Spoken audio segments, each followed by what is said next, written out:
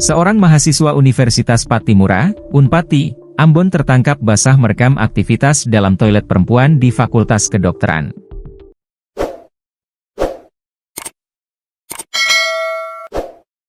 Berdasarkan informasi yang diterima, kejadian itu terjadi sekitar pertengahan Maret 2025. Bermula ketika seorang mahasiswi tengah berada dalam toilet dan secara tidak sengaja melihat ke arah langit-langit.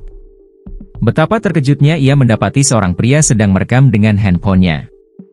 Modus pelaku terungkap, yakni dengan memanfaatkan lubang ventilasi bekas exhaust toilet yang belum tertutup.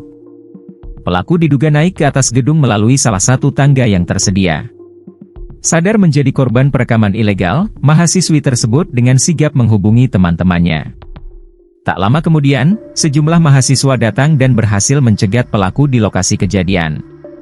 Saat diperiksa, ditemukan sejumlah video mencurigakan di dalam telepon genggam pelaku. Ternyata ketika buka handphonenya ada beberapa video yang dia sudah pernah ambil. Diduga pelaku sudah melakukan kejahatannya lebih dari satu kali, ujar salah seorang sumber.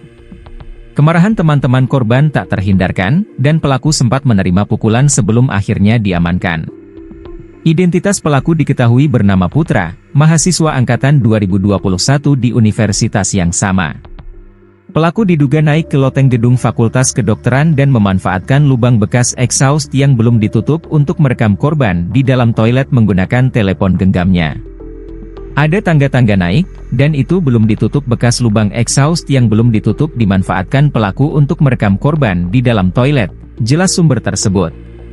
Dekan Fakultas Kedokteran, Unpati, Dr. Bertha Jinkue, SP.S. M.Kes saat dikonfirmasi tribunambon.com, mengatakan kasus tersebut sudah ditangani oleh Senat dan Komisi Etik. Namun, Dr. Bertha tak menjelaskan sanksi apa yang nantinya dijatuhkan kepada pelaku. Itu proses di Senat dan Komisi Etik, jawabnya singkat, Jumat, 11 April 2025.